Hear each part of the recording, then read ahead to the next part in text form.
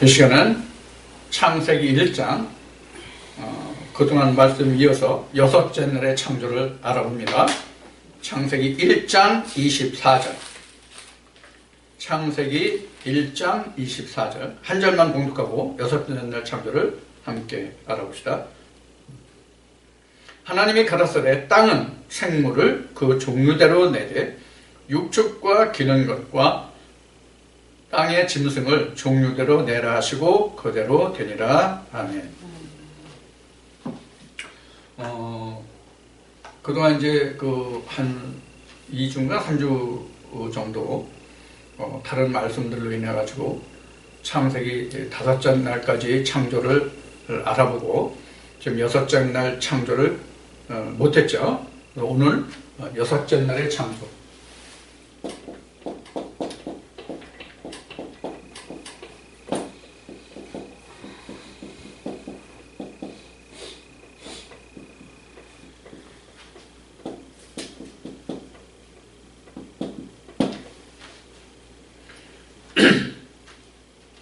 여섯째 날의 창조를 알아보겠습니다. 여섯째 날의 창조를 말씀을 절마다 이어가면서 우리가 함께 다시 나누고 1장을 총정리하는 것으로 해서 오늘 창세기 1장을 마치려고 합니다. 창세기 지금 여섯째 날의 창조는 땅의 창조입니다. 땅에서 이루어지는 역사들을 증거한 말씀이 창세기 여섯째 날의 창조입니다. 그래서 24절에서 보시는 바와 같이 하나님이 가라사대 땅은 생물을 그 종류대로 내되 육축과 기는 것과 땅의 짐승을 종류대로 내라 하시고 그대로 되니라. 그래서 그 육축이 생물들을 내는데 육축이 먼저 나오고 그 다음에 각종 짐승이 나오죠. 그대로 다 됐다 그랬어요. 육축에 소, 말, 돼지, 닭, 개 이렇게 돼 있어요. 이것들이 가축이에요. 가축이라고 하는 것이 뭐가 가축이냐면 사람으로 인해서 길들여지거나 양육되는 것이 바로 가축이에요. 근데 사람으로 인해서 길들여지지 않는 것들은 가축이 아니에요. 그냥 짐승이죠. 그것을 생각하시면 무언가 여러분들이 떠오르는 게 있을 거예요. 이제 우리 성경에서 이제 뒤에 가면은 많은 짐승들의 예나 세상 피조 만물을 들어서 하나님의 나라를 설명하는 것이 많이 있거든요. 그래서 시편 78편에도 옛날부터 옛 조상 때부터 그 승리승들을 비유로 해서 드러낸다고 하는 말씀이 그래서 증거된 것이거든요. 자. 근데 이제 우리가 앞 시간에도 뭐 땅의 예수와 하늘의 예수를 봤지만은 창세기도 우리가 땅의 것으로 볼 것이냐 하늘의 것으로 볼 것이냐에 따라서 창세기가 전혀 개념이 달라지죠. 완전히 바로 그런 것을 염두에 두셨으면 좋겠어요. 창세기 지금 여러 번 하는 거기 때문에 이미 창세기를 열심히 들으시고 자기가 묵상하고 하나님과 겨루어 봤으면 이미 말씀이 정리를 이미 하신 분들이 꽤 있으리라고 믿어요. 자, 그래서 25절에 보면은 하나님이 땅의 짐승을 그 종류대로 육축을 그 종류대로 땅에 기는 모든 것을 그 종류대로 만드시니 하나님이 보시기에 좋았더라. 그러니까 세상의 모든 피조 만물이 하나님이 지으셨기 때문에 좋지 않은 게 없는 거예요. 그런데 좋았다는 의미는 이런 것이 있어요. 어떤 것이 있냐면 완성자, 완제품, 그러니까 온전한 것으로 지어졌다는 뜻이 드는 그런 것, 그러니까 좋은 거죠. 예를 들어서 내가 어떤 글을 쓰는데, 예를 들어서 어떤 자식이 자기 부모의 그 은혜에 대해서, 우리 은혜는 부모의 은혜라고 얘기하죠, 많이. 그 부모의 은혜에 대해서 글을 썼는데, 글을 쓰고 보니까 이게 마땅치 않아. 그걸 다시 고쳐서 나중에 최종 완성본을 냈다고 하면 그것이 좋은 거예요. 그러니까 지어지는 과정이 생략된 거예요, 사실은. 다른 예를 들어봅시다. 우리 뭐 이조, 백자, 고려, 청자 뭐 이런 이야기를 많이 하잖아요. 그런데 지금도 이름을 걸고 그릇을 만드는 사람들은 우리가 TV에서 이따금 볼 수 있거니와 그 사람들을 보면 우리 일반인들이 보기에는 멀쩡한데도 도공의 눈에는 그것이 마음에 안 들어. 그래서 깨부수는 것을 우리는 TV에서 종종 볼 수가 있었어요. 바로 이와 같이 어느 도공이 자기가 만든 그 작품에 대해서 완제품으로 나왔을 때 온전한 것을 보기에 좋았다고 하는 거지 안 좋은 것을 보기에 좋았다고 할 수는 없는 거거든요. 그러니까 완성 작품이 좋았다 이렇게 말할 수 있는 것이죠. 그래서 그럼 좋았다는 게 뭐냐? 아침에 돼야 좋은 거예요. 아침에 안 되면 좋은 게 아니에요. 아침에 돼야 좋은 거예요. 그래서 25절에는 그래서 보시기에 좋았다라고 되어 있는데 보기에 좋았다는 뜻이 어떤 것인지를 지금 말씀드렸어요. 26절에 보면 하나님이 가라사대 우리 형상을 따라 우리 모양대로 우리가 사람을 만들고 그로 바다의 고기와 공중의 새와 육축과 온 땅에 기는 모든 것을 다스리게 하자 하시고. 자, 여기서 뭐가 나오냐면 창조 목적이 나와요.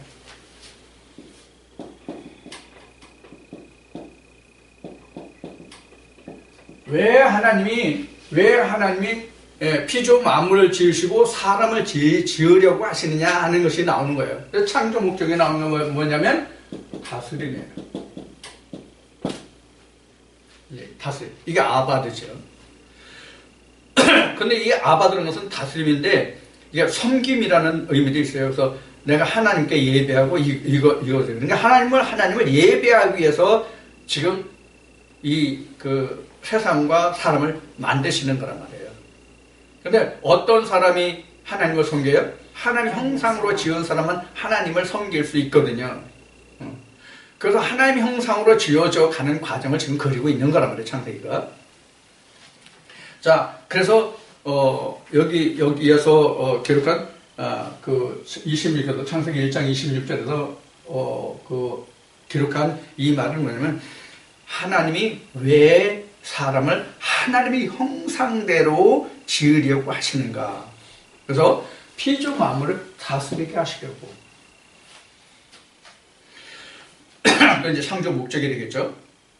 그래서 땅에 기는 모든 것을 다스리게 하자 하시고 하나님의 자기 형상고 자기 형상대로 사람을 창조하시되 남자와 여자를 창조하시고 이렇게 나왔어요.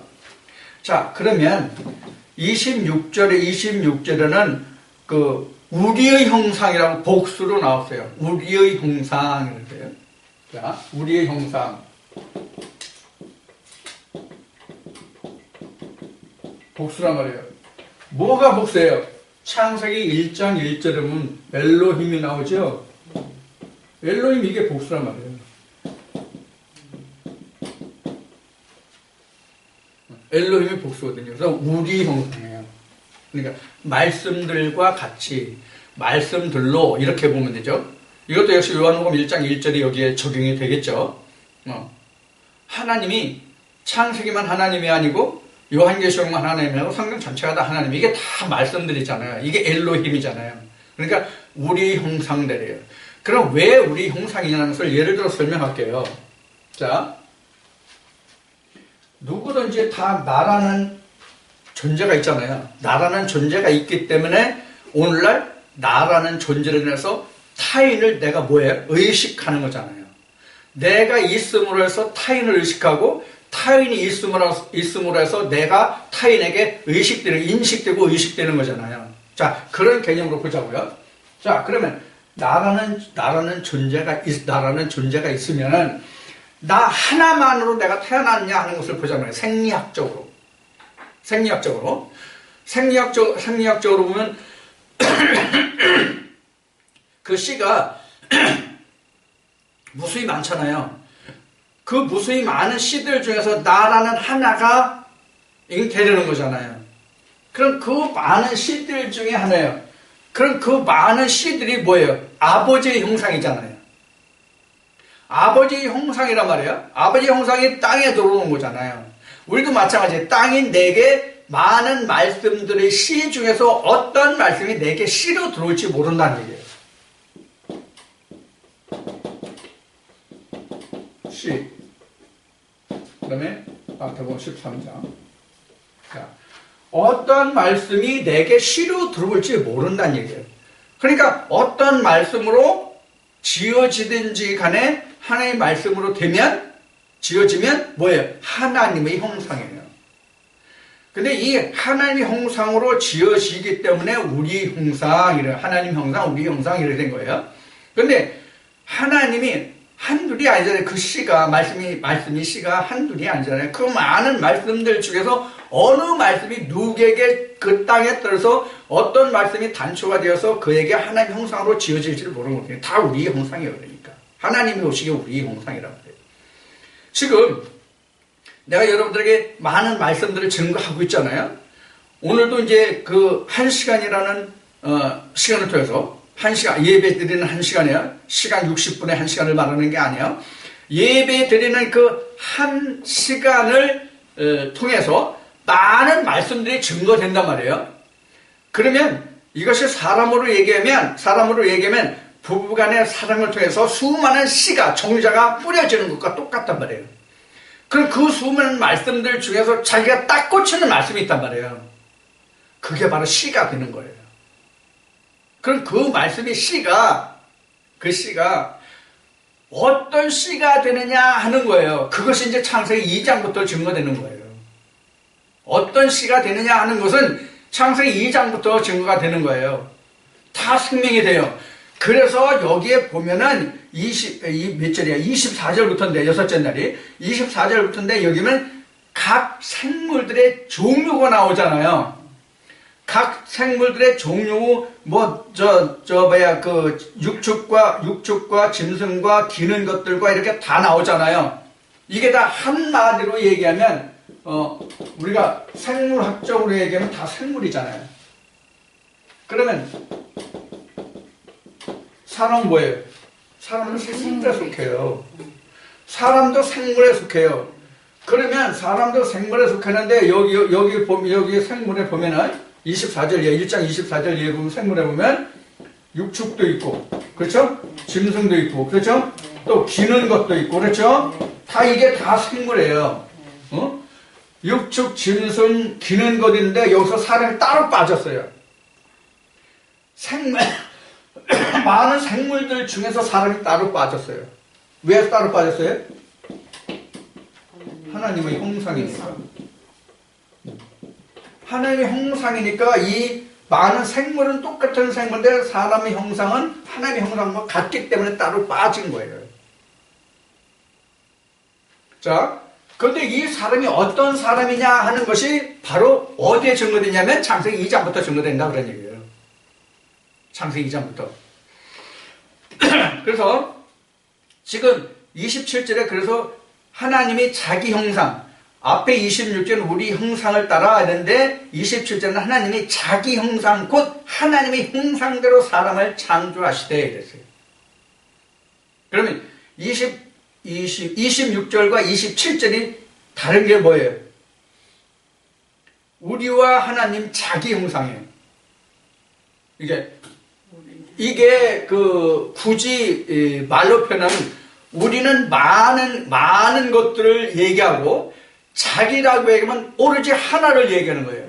이게 결국 독생자예요. 독생자예요. 독생자의 형상으로 만드는 거예요. 거기 형상대로 사람을 창조했을 때 남자와 여자를 창조하시고 이렇게 했어요. 이 남자와 여자가 구분할 게 참 많아요. 성경을 보면 남자와 여자가 구분할 게 많아요. 여기서는 이제 자칼과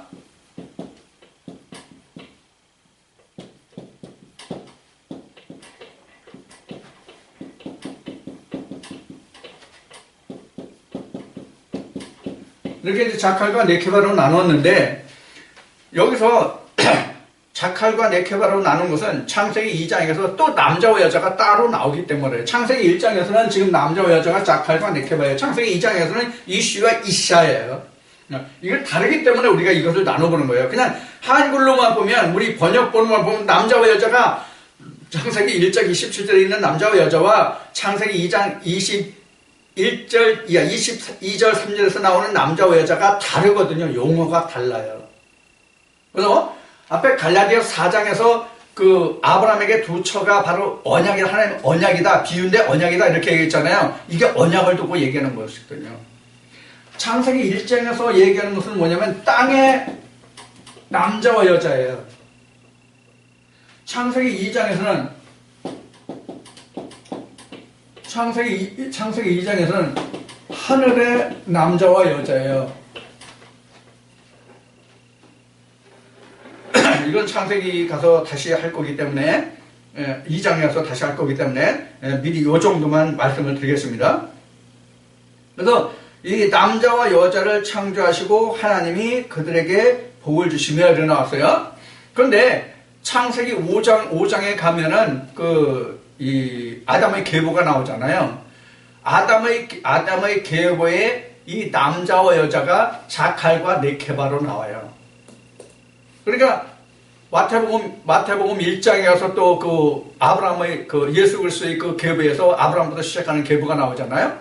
이것도 사실은 그 뭐냐면 자칼과 네케바의 그 성별을 따라서 증거예요. 그러니까 외적 증거예요. 자, 그래서 창세기 5장에서도 아담의 계보가 쭉 그렇게 나오는데, 계보가 나오는데, 거기에도 보면 남자와 여자가 바로 자칼과 네케바예요.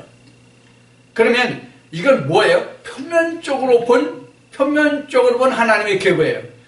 그러니까 표면적으로 하나님의 그 자녀들이 많잖아요. 예를 들어서 아브라함에게 자식이 있는데, 아브라함에게 자식이 있는데, 이스마엘도 있고 이삭도 있었잖아요. 근데 이삭이 하나님의 계보에 들어갔단 말이에요. 아담의 계보, 하나님의 족보에 들어갔단 말이에요. 자, 그러면 이스마엘은 하나님의 언약이 없는 씨고, 이삭은 하나님의 언약이 있는 씨라는 얘기예요. 근데 그것이 뭐를 했냐면 외형적으로 증거됐다 그런 얘기예요. 근데 이것이 신약에 들어오면 육신의 후사가 아니라 하나님의 예수 그리스도의 영에 속한 자가 하나님의 후사라고 기록하고 있잖아요. 로마서 1장에서 바울이 기록한 말씀을 보면은 예수 그리스도가 혈통으로 영적으로 이렇게 되어 있잖아요. 혈통으로는 대수가 있어요. 외형적으로는 이렇게 대수가 나오잖아요. 예를 들어서 아브라함부터 마태복음 1장을 얘기하면 아브라함부터 예수까지 42대 이렇게 나오죠. 실제로는 40대지만 두 번이 중복되기 때문에. 그리고 창세기 5장에서 그 아담부터 계보가 나오는데 거기에도 이제 10대씩 잘라서 나와요. 자, 그러면 이걸 다 외형으로 혈통으로 나서 하나님의 족보에 들어간 자들이란 말이에요. 이건 구약이 보는 거예요. 그런데 신약에 와서는 이것을 육신의 계보가 아니라 영적인 계보로 따져요. 자, 그럼 영적인 하나님의 계보와 외적으로 눈에 보이는 계보의 차이점은 뭐냐면 이쪽으로 다시 봅니다. 차이점은 뭐냐면 바로 이거예요.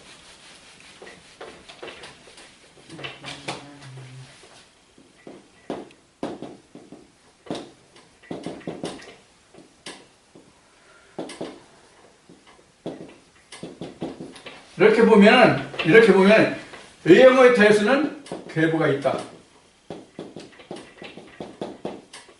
여기를 보면 계보 없다. 이게 무슨 말이에요? 계보가 있는 건 육적으로. 자, 이런 얘기예요. 외형으로 보면 계보가 있다는 얘기가 뭐냐면 아담부터 예수까지 60대가 돼요. 정확하게 얘기하면 60대예요. 근데 영적 계보로 보면 여기 하나님 있죠? 위에 하나님 있죠? 하나님부터 아담까지가 60대예요. 그런데 영적 계보로 보면 하나님으로부터 나까지 1대예요. 이 차이가 있다는 거예요. 이 차이가. 이걸 여러분들이 염두에 두셔야 돼요. 그래서 외형을 대수로 보면 자칼과 지워졌지만 자칼과 네케바가 있고요. 자칼과 네케바 안에 함께 합해서 아담이 돼서 그 아담 안에서 이씨와 이씨아의 계보가 있단 말이에요. 자, 이걸 다시 정리해 볼게요.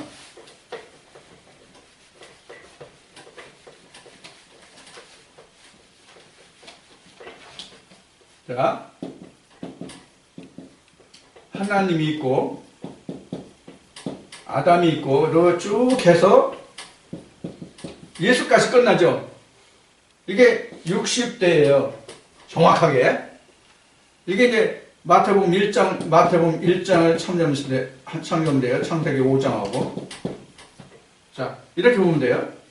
그런데 이게 그 외적 계보예요, 지금. 근데 이게 영적 계보는 하나님, 나, 예수 이렇게 되는데 나가 없고 예수가 이렇게 된다는 거. 그래서 이건 뭐예요? 1대죠? 여기는 지금 말한 말이 60대예요. 요게 다른 거예요, 요게. 그래서 여기서는 그래서 창세기 5장에서부터 자칼과 네케바의 개념이고, 여기는 이시와 이시아의 개념이란 말이에요. 자, 그러면 내 안에 뭐가 있어요? 내가 아담이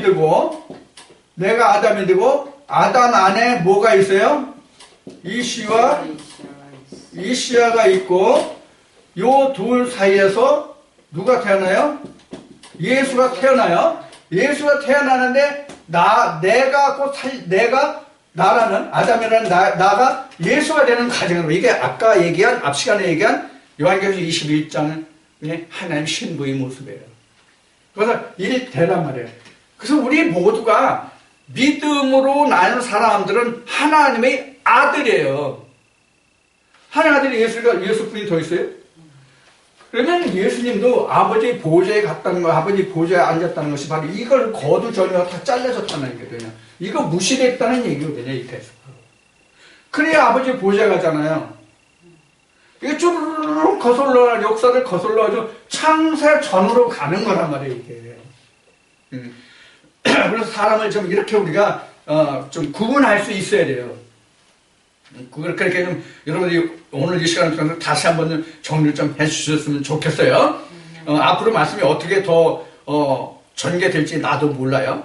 나도 모르는데, 현재까지 지금 밝혀진 말씀을, 성령이 교주신 말씀이 이래요. 그래서 여러분들 잘 들어두시고. 그 다음에 28절부터 보면 이게 남자와 여자를 잘 이해하시고, 그 다음에 28절 보면 하나님이 그들에게 복을 주시며 그들에게 이르시되 생육하고 번성하여 땅에 충만하라. 땅을 정복하라. 바다의 고기와 공중의 새와 땅에 움직이는 모든 생물을 다스리라 하시니라. 이게 앞에 얘기한 창조 목적이라고 그랬죠. 26절에. 자, 이렇게 했어요. 누구를 통해서? 아담과 하와를 통해서. 자, 그러면 아담과 하와를 통해서 세상 만물을 다스리라고 한 이 뜻이 이루어진 때가 있었나요, 없었나요? 피조 만물을 하나님이 그 백성들이 다스린 적이 있었나요, 없었나요? 성경에 있었어요. 언제? 이스라엘, 통일 이스라엘. 다윗부터 다스리던 통일 이스라엘일 때는 그 민족의 모두가 그 나라를 다 다스렸잖아요. 그렇다고 세상을 다 다스린 게 아니잖아요. 이스라엘만, 하나님이 통치하시는 그 나라만 그런 일이 있었단 말이에요. 그것이 현재는 좁아져서 각자의 역사예요. 지금은. 각자의 역사란 말이에요, 지금은. 자, 그래서 지금 여기 28절에서 26절에 기록한 그 창조 목적 다스림이 뭐냐면 세상의 모든 피조 만물을 다스리는 거예요. 근데 외적으로 보면 이게 지금 남자와 여자가 세상을 다스리는데 지금 이것이 외적으로 보면 실제로 이렇게 안 되거든요. 이걸 다 다스리나요? 못 다스리잖아요. 이렇다면 나라가 하나가 돼야 되는데 하나가 아니잖아요. 자, 그런 의미를 우리는 볼 수 있어야 돼요. 자, 그래서 우리가 성경을 보는 그 시각이 바로 뭐냐면 전체적인 것을 놓고 이것이 어떻게 적용될 수 있는가를 보는 거예요. 이 말씀을 놓고 어떻게 적용될 수 있는가를 보는 거예요.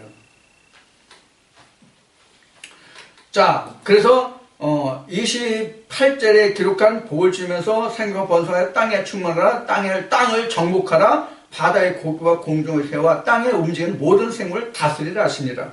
그러면 지금 성별로 봐서 지금 자칼과 네케바 지어졌나? 지어졌네. 자칼과 네케바인데, 그러면 남자는 모든 남자가, 여자는 모든 여자가, 그럼 이 모든 세상을 다 정복하고 다스리나요? 안 되잖아요. 안 되지. 절대로 될 수가 없는 거지. 누구는 지배를 하는 자가 되고 누구는 지배를 받는 자가 된단 말이에요. 절대로 될 수가 없는 얘기예요. 그런데 성경은 이렇게 기록하고 있잖아요. 내가 지금 말씀을 증거하고 있어요. 그럼 내가 지금 여러분들이 보시는 것이 내가 남자잖아요. 그럼 내가 세상 모두를 다 정복하고 내가 다스려요?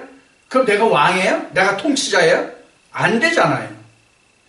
그러면 왜 성경은 이렇게 증거하고 있을까? 그럼 이게 뭘 말하는 것일까 하는 것을 우리가 두고 봐야 된단 말이에요. 이게 뭔가를 하나님께 물어보라는 얘기예요. 지금 얘기하는 의미는. 그러면 그건 뭐냐면 각자 자신을 다스림이에요. 각자 자신을 다스림이라고요. 그래서 자기 안에 이러한 모든 기질들이 있단 말이에요. 모든 기질들이 있어요. 내 마음 안에서 길들여지는 것도 있고 길들여지지 않은 것도 있고 숨겨져 있는 것도 있고 이렇단 말이에요. 그 모든 것을 다스리라는 얘기예요. 그런데 어떻을 때 다스릴 수 있다는 단초를 여기서 우리가 얻을 수 있어요? 하나님의 형상으로 지어졌을 때. 하나님의 형상으로 지어졌을 때 이렇게 할 수 있다는 얘기예요. 그렇지 않으면 안 된다는 얘기예요. 그 다음에 29절에 보면 하나님이 가라사대 내가 온 지면에 씨 맺는 모든 채소와 씨 가진 열매 맺는 모든 나무를 너에게 주느니 너희 식물이 되리라 이렇게 해서요. 그러면 이것은 이미 우리가 창세기 셋째 날을 공부했는데 셋째 날에 이미 다 나와요 이게. 식물이 다 나온다고요. 열매는 채소 이런 게 다 나온다고요. 근데 여기 또 나왔어요. 그럼 이건 뭐냐 하는 거예요. 뭐냐 하는 거예요. 그래서 이제 이것을 지금 문제를 제기하는 것은 이 말씀이 끝나면 창세기 1장 전체를 다 정리할 거기 때문에 지금 문제를 던져놓는 거예요. 나중에 여러분이 이해를 하실 수 있도록. 자, 그래서 여기서도 지금 셋째 날에 이루어졌던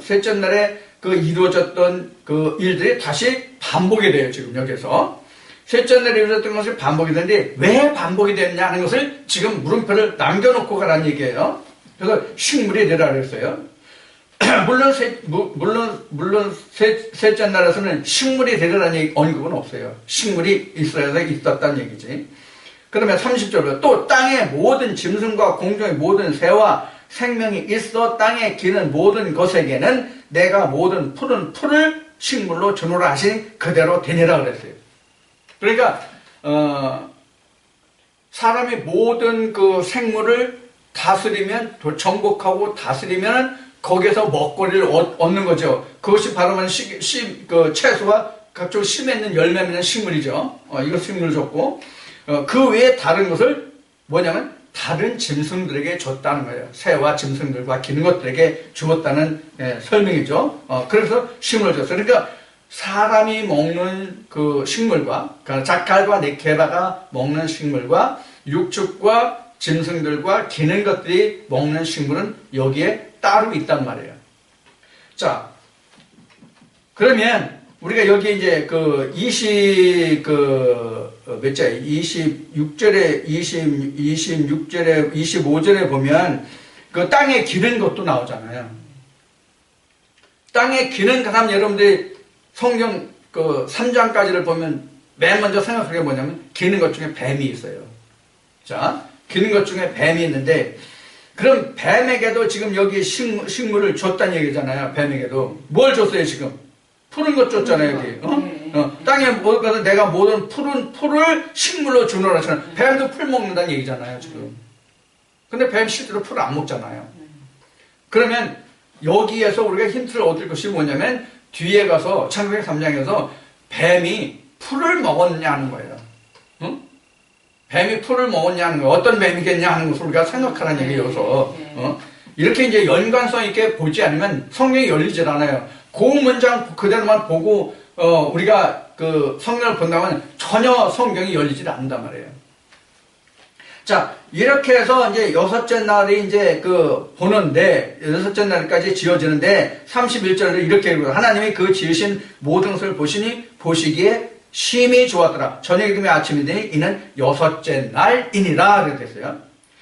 심히라는 말은 여섯째 날 한 번만 들어가요.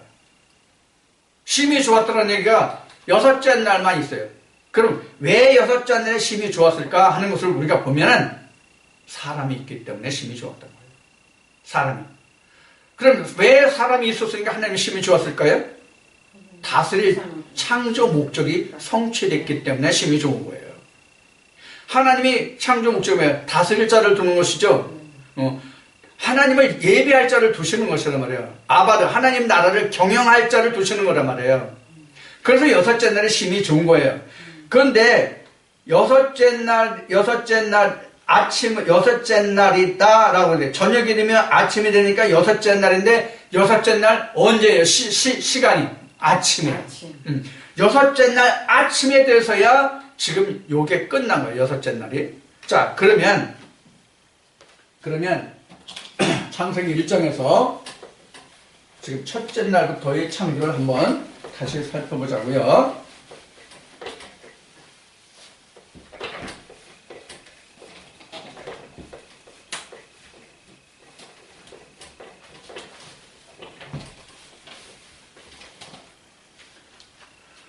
자, 창세기 1장에서 그 한번 보자고요.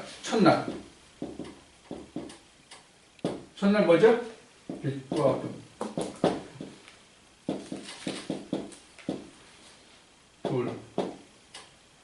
둘은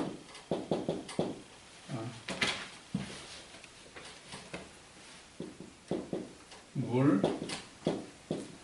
공창, 물. 이렇죠. 둘째 날은. 셋째 날은 물, 궁창, 땅, 바다 이래요. 근데 셋째 날 물, 궁창, 땅, 바다 이런데 셋째 날 한번 다시 앞으로 가서 좀 봅시다. 셋째 날 몇 절부터 보면은 10절부터 봅시다. 10절.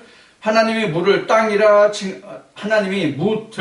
땅이라 칭하시고 모인 물을 바다라 칭하시니라. 하나님 보시기에 좋았더라. 하나님이 가라사대 땅은 풀과 씨 맺는 채소와 각기 종류로 씨 가진 열매 맺는 과목을 내라 하시매 그대로 되어 땅이 풀과 각기 종류로 씨 맺는 채소와 각기 종류로 씨 가진 열매 맺는 나무를 내니 이렇게 됐죠. 이미 방금 전에 보았던 창세기 여섯째 날의 창조와 같은 모든 식물이 나왔죠. 식물 이거예요. 이 식물이에요. 모든 식물 이 식물이에요.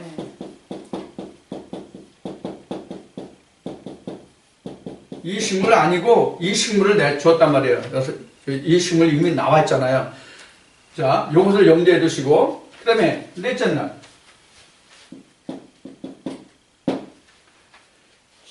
넷째 날 한번 보자. 넷째 날이 몇 절부터인가? 하나님의 14절. 14절부터면 하나님의 가라사대 하늘의 궁창이죠. 하늘의 궁창. 하늘 궁창 창조예요.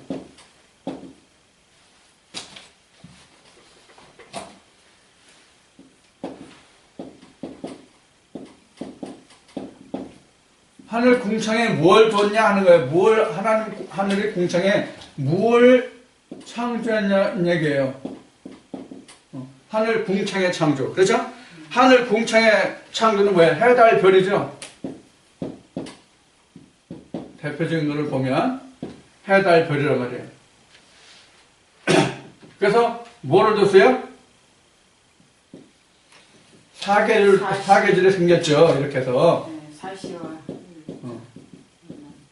쉬운 얘기로 하면 사계절이 생겼어요.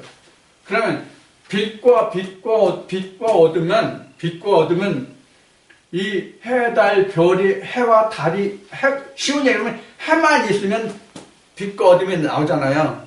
이게 낮이고 이게 밤이잖아요. 그렇죠? 낮과 밤이기 때문에 첫째는 빛이 있으라니 빛이 있음에 그 빛을 낮이라 칭하시고 어둠을 밤이라 칭했다는 이런 얘기란 말이에요. 그러면 그 넷째 날도 해달별이 있어가지고 궁창에 해달별이 있어가지고 사계절 줬다, 계절 줬다 이렇게 되면 첫째 날에도 이미 빛이 있으니까 어둠이 있고 빛이 있고 어둠이 있으면 이미 계절이 다 생겨야 되잖아요. 근데 안 생겼죠. 자, 첫째 날 다시 한번 봅시다. 몇 절부터냐면 3절부터 봅시다. 하나님이 가라사대 빛이 있으라 하시매 빛이 있었고 그 빛이 하나님 보시기에 좋았더라. 하나님 빛과 어둠을 하사 빛을 낮이라 칭하시고 어둠을 밤이라 칭하시니라. 이미 밤낮이 있잖아요. 그러면 밤낮이 있으면 뭐가 있어야 돼요? 계절 변화가 있어야 되죠. 근데 계절 변화가 없어요. 자, 그래서 이게 이제 넷째 날 봅시다. 넷째 날 14절 봅시다. 하나님의 가라사대 하늘의 궁창에 광명이 있어 주야를 나누게 하라. 이렇게 되어 있어요. 그러면 지금 첫째 날에 있었던 것은 어디에 밤과 낮이냐는 거예요. 첫째 날 창조는 어디에 밤과 낮이고 둘째 날은 뭐고 이걸 보자 이거예요. 첫째 날의 창조는 궁창이 아니라 윗면에 대한 창조라고 봐야 맞아요. 윗면에 대한 창조라고 봐야 돼요. 왜 그러냐면 사실 엄격하게 따지면 뒤에 저 여섯째 날까지 하고 뒤에 얘기하겠지만 미리 얘기한다면 첫째 날부터 셋째 날까지는 뭐냐면 위의 창조예요. 그리고 넷째, 다섯, 여섯은 땅의 창조예요. 땅의 창조. 아래죠. 여기는 위, 하늘.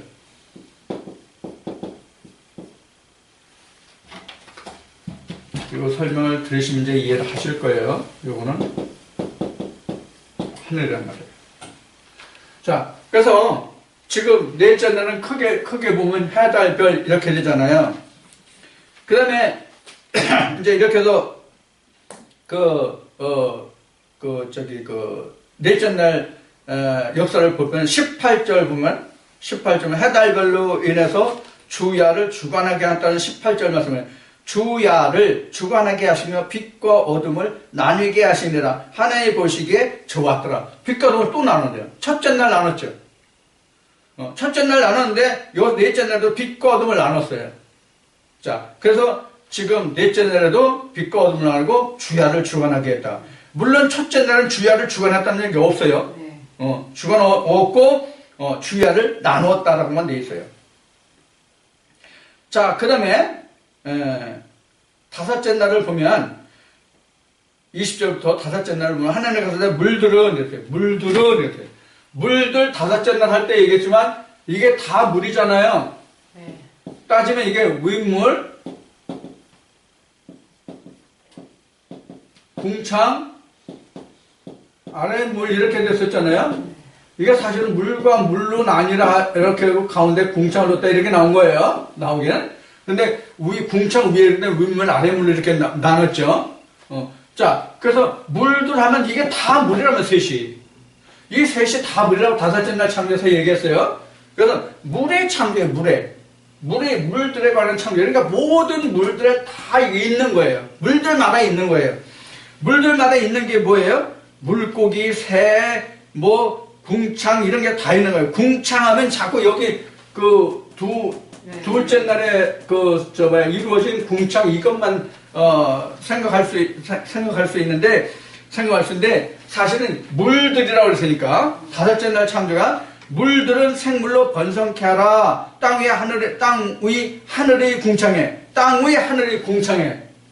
이거 보면 어디야? 땅이 여기잖아요. 네. 여기가 그 셋째 날에 여기가 땅이니까 땅 위 궁창에 요거를 생각할 수 있잖아요. 자, 땅 위 궁창에 새가 나를 아시고 하나님이 큰 물고기와 물에서 번성하여 움직이는 모든 생물 그 종들은 날개 있는 모든 새를 다 그 종대로 해요. 이게 궁창에 있는 것도 있잖아요, 사실은. 그러니 궁창이 실제로는 뭐예요? 그러니까 이 지금 창조의 다섯째 날 창조로 설명한 물들이란 말이에요. 물들. 그러니까 지금 창세기에서 첫째 날, 둘째 날, 셋째 날, 넷째 날, 여섯째 날까지 있지만 이 모든 것이 지금 뭐냐면 복층 구조예요.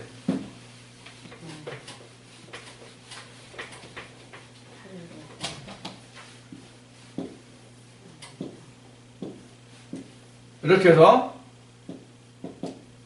첫과 넷이 만나고 둘과 다섯이 만나고 셋이 여섯과 만나는 복층 구조란 말이에요. 그래서 이것은 하늘, 이것은 땅 이렇게 된단 말이에요. 이렇게 나눠져 이게 복층 구조예요. 자, 여섯째 날을 지금 했으니까 여섯째 날 아까 식물 얘기했죠. 그래서 돌아오랬죠. 그럼 셋째 날의 식물이 여기 똑같이 나오죠. 둘째 날 나오죠. 셋째 날 나오죠. 넷째 날 같이 복층 구조로 나오죠. 자, 그래서 하늘과 땅이에요. 자, 그러면 하늘과 땅으로 이루어진 이것을 예수님은 어떻게 말씀하셨냐고요. 예수님 어떻게 말씀하셨냐? 하늘에서 일어나서 이게 이런 뜻이에요. 마태복음 6장의 주기도문이 바로 이런 뜻이에요. 하나님의 말씀이 하늘에서 것이 땅에서도 이루어지이다. 이런 것입니다. 이 말씀을 쫓아서 뭐가 됐냐면 창세기 2장에 시작되는 일곱째 날이 나온단 말이에요. 일곱째 날. 자, 창세기 2장 할 때 이제 다시 설명했지만 오늘 창세기 1장을 마무리하면서 할 것은 뭐냐면 창세기 1장은 분명히 몇째 날 아침이에요? 여섯째 날 아침이에요. 그러니까 여섯째 날이에요. 그런데 창세기 2장 시작은 하나님이 천지 마무리 대에 이러하다고 설명하면서 하나님이 일곱째 날 이를 때 안식하셨다고 되어 있거든요. 그럼 성경에 일곱째 날 창조가 나와 있다 없다? 없다. 창세기 일곱째 날의 창조가 어떻게 된 것이 없다. 그럼 일곱째 날을 창조했으면 여섯째 날까지 창조한 것으로 보면 어떤 과정에 대해서요? 뭐를 만들고 하는데 저녁이 되면 아침이 되니 이는 일곱째 날이라. 이에 하나님이 안식하셨더라. 여기까지 나왔으면 일곱째 날 창조가 있어요. 그런데 그게 없단 말이에요, 성경에는. 그래서 지난번에 말씀을 드릴 때 그 하나님의 창조 역사가 그 출애굽 역사로 보는 그 구원의 역사를 봤을 때 창세기 1장, 2장, 3장에서 4장부터 21장까지가 똑같은 얘기다. 이렇게 한 거예요. 그럼 창세기 4장부터 요한계시록까지 말씀은 뭘 풀어놓은 거냐? 창세기 2장부터 3장까지의 말씀을 풀어놓은 거예요. 그게 일곱째 날의 창조예요. 그래서 아침이 되는 게 언제예요? 둘째 사망을 이긴 날. 그래서 주 예수여 어서 오시옵소서 이렇게 된 거예요. 그게 일곱째 날의 그 창조고 둘째 사망을 이기면 아침이거든요. 그러면 아버지 보좌 8일이거든요. 그게 일곱째 날 아침이 안식에 들어간 날이거든요. 자, 이렇게 성경이 증거된 거예요. 그래서 우리가 창세기 1장에서 우리가 무엇을 볼 것이냐는 거예요. 무엇을 볼 것이냐. 여섯째 날까지만 있다는 것을 보는 거예요. 여섯째 날까지만 있다. 일곱째 날의 언급이 전혀 없다. 그럼 방금 얘기한 것 같이 성경 어디에도 일곱째 날이라고 언급된 것은 없다는 얘기예요.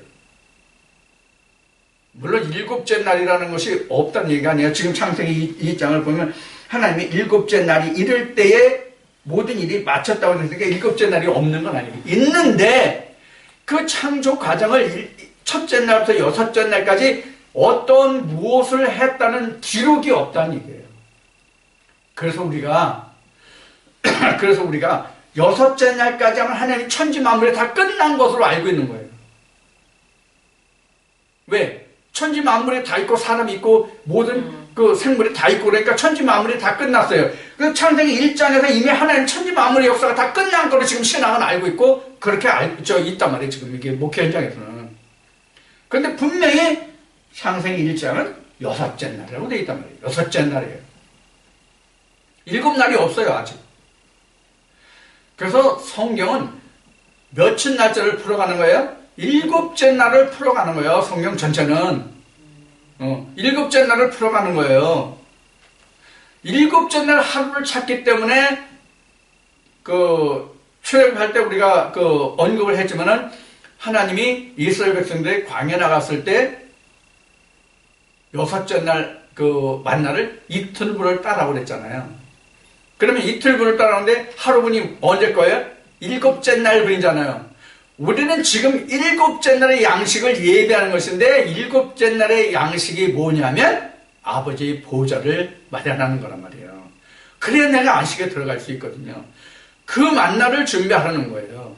지금 창세기 1, 2, 3장을 통해서 우리가 하나를 얻는다고 한다면 바로 지금 얘기한 이 부분에 일곱째 날의 양식을 내가 어떻게 찾을 것이냐. 즉 일곱째 날의 양식을 찾는다는 얘기는 일곱째 날에 내가 어떻게 맞이하고 어떻게 지어지고 그 날을 마칠 것이냐 하는 거예요.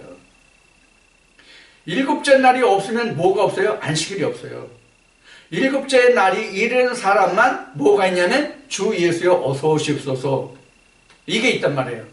일곱째 날이 없는 사람 주 예수여 어서 오셔서가 없다고요. 주 예수여 어서 오시옵소서를 우리가 출애굽 과정으로 보면은 뭐가 같으냐면 요단강을 건너서 지금 어디에 있는 거예요? 여리고 평야에 있는 상태예요. 사실 따지면 영적 일지로 보면 영적 일지로 보면 요단강을 건너서 여리고 평야에 있는 게 뭐냐면 주 예수여 어서 오시옵소서예요. 그래서 여리고성이 무너지면 아버지 보좌진 것이거든요. 영적으로 따지면 이스라엘 백성들은 다시 그 땅을 정복했지, 다 들어가서 정복했지만은 우리는 아버지의 보좌거든요. 지금은 이런 관계를 우리가 확실하게 짚고 자기가 붙들어야만 우리가 지금 이 세상 사는 이 한 평생을 통해서 즉 창세기 4장부터 요한계시록 22장까지가 내가 한 평생이거든요. 그 한 평생이 내가 태어나면서부터 한 평생이라는 뜻이 아니에요. 첫째 부활에서부터 한 평생이에요. 첫째 부활에서부터 한 평생을 사는 동안에 내가 어떻게 그 일곱째 날을 창조하고 하나님과 함께 창조하고 마치고 열매 맺을 것이냐 하는 거거든요. 그래서 우리가 창세기 1, 2, 3장이 매우 중요하다. 창세기 1, 2, 3장이 없는 성경의 역사는 있을 수가 없어요. 전혀 존재할 수가 없어요. 그런데 오늘날 지금 창세기를 보면서 옛날 옛적 진짜 그 하나님이 천지 우리가 살고 있는 자연 우주 만물을 지으신 그때만으로 지금 치부하고 전혀 지금 들여다볼 생각을 안 하잖아요. 이런 그 성경 말씀을 하면 뭐 흔한 얘기로 너무 시적이다 시화적이다 이상한 말들 표현하는 사람들이 많거든요.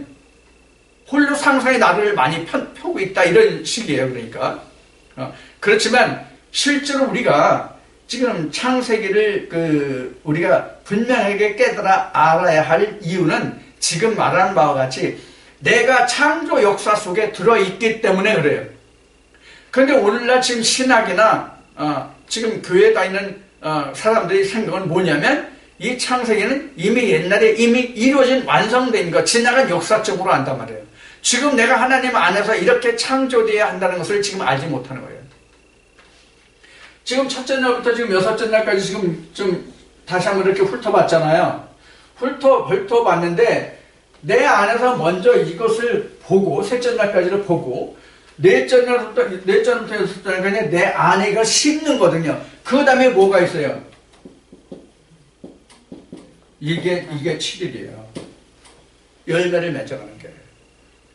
이 7일 역사, 이 하루에 있는 것이거든요.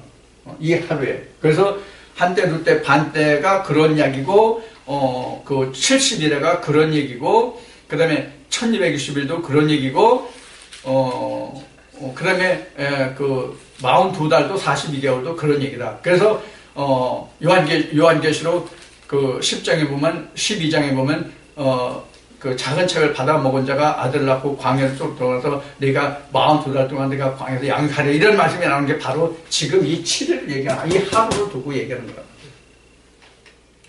자, 이렇게 이제 창세기가 우리에게 중요한 그 메시지를 전하고 담고 있는데 이 창세기가 전혀 옛날 옛적 어떤 역사적인 증거로만 삼고 있기 때문에 오늘날 천지창조가 지금 안 되고 있단 말이에요. 각 개인에게 있어서. 그래서 앞에 이 천지창조가 세상에 보이는 것으로 보이느냐, 보이지 않는 것으로 보이느냐, 이렇게 얘기했잖아요. 그래서 보이지 않는 하나님의 천지창조를 내가 그 증거를 내가 가지고 있어야 내가 하나님 안에서 천지창조가 있고 그 열매가 있는 것이죠. 자, 이렇게 해서, 이 결과 열매라는데 이 열매, 즉, 고린전서에 나와 있는 같이 성령의 첫 열매 예수 그리스도가 있어야만 내가 하나님 보호자에 갈 수 있는 것입니다.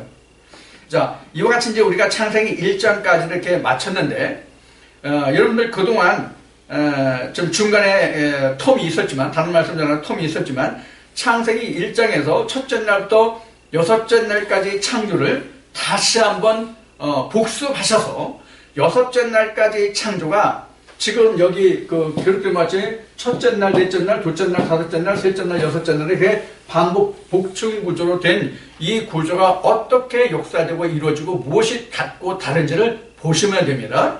그래서 하늘에서 지고 땅에서 지고 하늘에서 지고 땅에서 하늘에서 지고 땅에서 지고 이렇게 되었단 말이에요. 그래서 이것을 여러분들이 반드시 좀 이렇게 보화를 캐내서 여러분 구슬로 꿰 수 있는 그런 하나님의 역사가 함께하기를 기원합니다. 아멘.